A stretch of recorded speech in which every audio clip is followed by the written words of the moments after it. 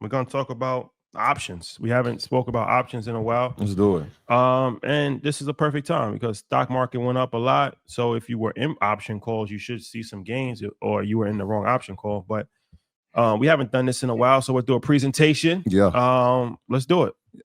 All right, we're not even gonna waste any time. We're gonna get right into it. This Thursday, make sure y'all are there at UIL University. We are back. We are back. We are back. We're going into our next summer session of options masterclasses. Look, we're giving a lot away this Thursday, the 3 new targets. But before we go there, we got to tell the people what we've been doing, what we've been cooking up. So y'all in for a treat. Let's get this thing started, man. Let's go. All right, so tonight, here's what we're going to do, right? We're going to go over what it means to stay low and keep firing. We always talk about everybody, EYLU, you'll know what the rules of engagement are when we're doing options. We got to stay low. We got to keep firing. We're going to unpack that a little bit today.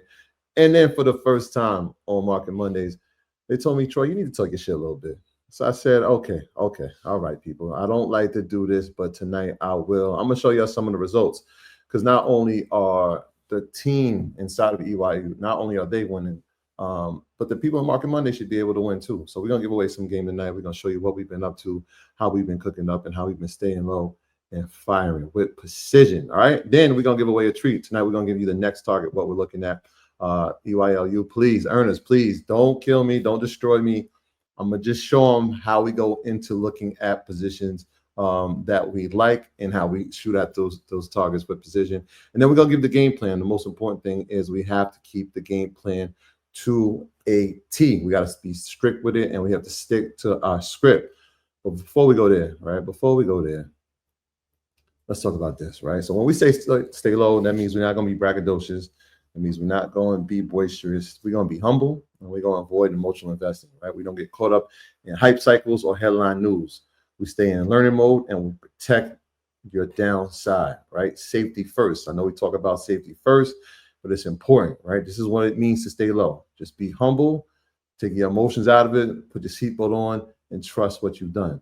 And the keep firing part is important, right? That means we consistently invest capital in smart, keyword, smart, researched opportunities. And y'all know one thing about me, I'm going to dive deep into the research, man, because that's where the money is made, right? If you understand the position and you understand how the market works and you understand the company you invest in, you are going to succeed more times than not. Then we got to take action, right? The most important thing is the execution. But we take action based on fundamentals, and we're going to be precise about that, right? So we stay low, we keep firing, and we're going to hit our target.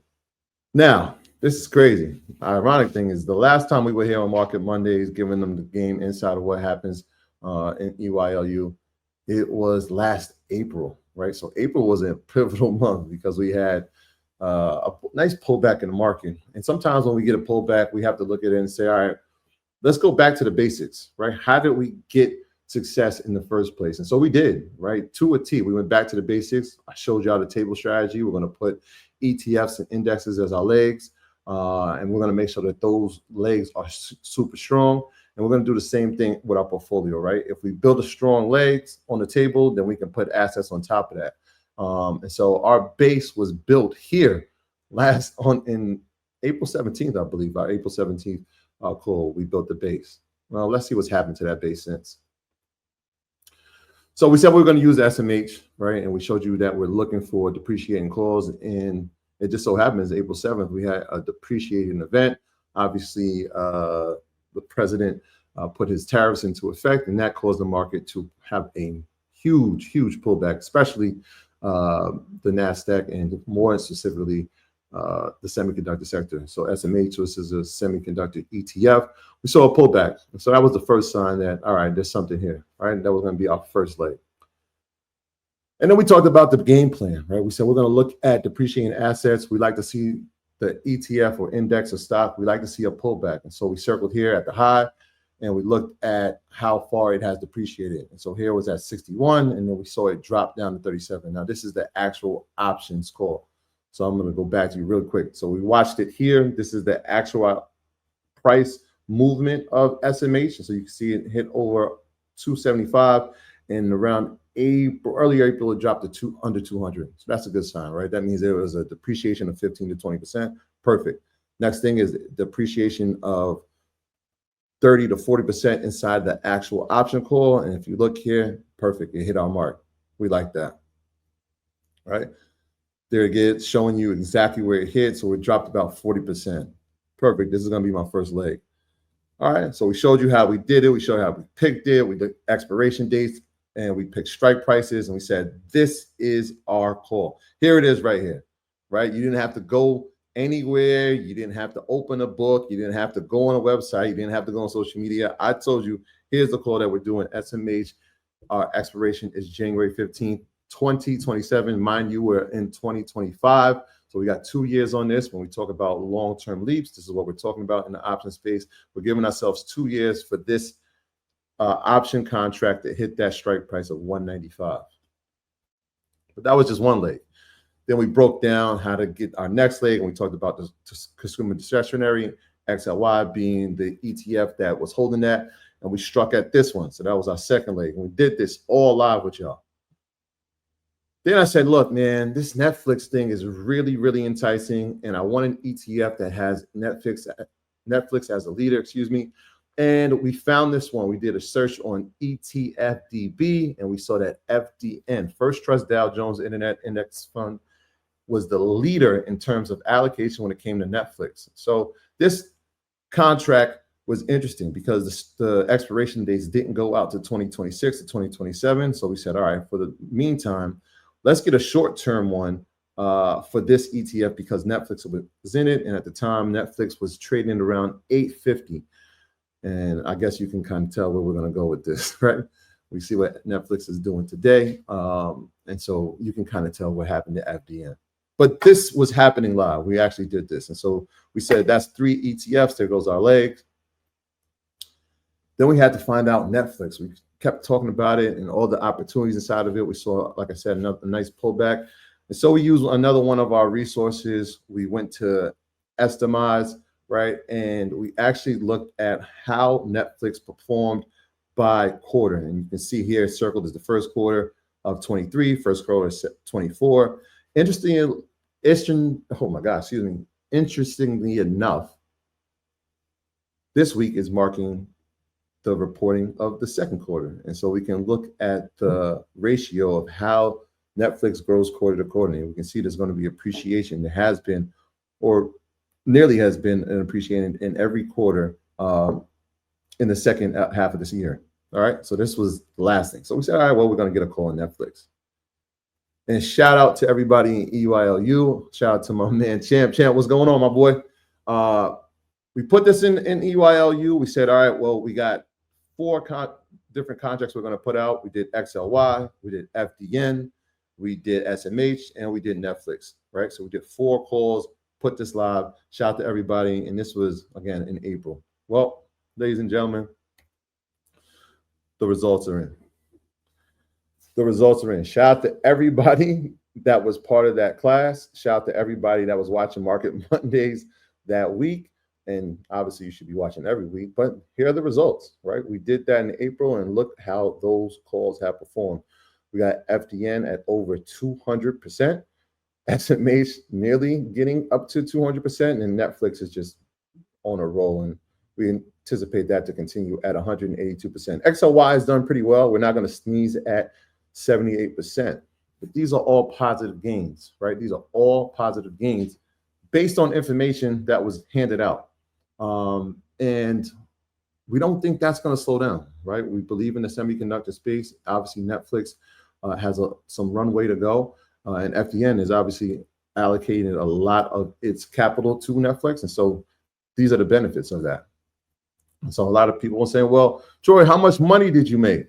I tell people all the time, the money is important, but it's not the only thing, right? So the more important to me is that what's more important is that you have gains, right? So like if somebody started with $10 and they had a percentage growth of 204%, that's great, right? If somebody started with $1,000 and that was your percentage growth, that's great. If that was $10,000, where you start is what matters, right? And so your percentage growth is what matters to me, not how much money I made. I know people get psyched in that, and you see that on the internet, and that's great for people that do that. Just not my method. I understand what comes with showing people cash. A lot of envy comes with that. A lot of people will celebrate it, but it's not their success. And my thing is, I want you to have success. And so posting percentages of what we did together is highly, highly suggested for anybody in EYLU. And that's what we do. That's how we stay low and keep firing. So some people are going to say, you know, Troy, man, you had fortune on your side, right? April was a pullback and you took advantage of that. And you're right. I did, but that's not the only time we've done this before. We're not new to this. So let's talk about what we've been doing. All right. So, yeah, take a moment. Yeah, I still don't got it. I don't got it, y'all. I don't got it. I'm just a guy that is staying low and I'm firing. But here are some of the results. We're not going to run from them. And a lot of these calls were put inside of EYLU. So if you're in the chat, if you're in the community, you're seeing these calls.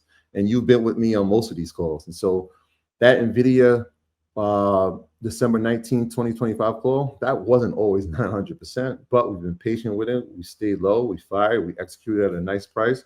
We're going to do something interesting with that. I want y'all to circle that number because I'm going to show you something very interesting that we're going to do with that number.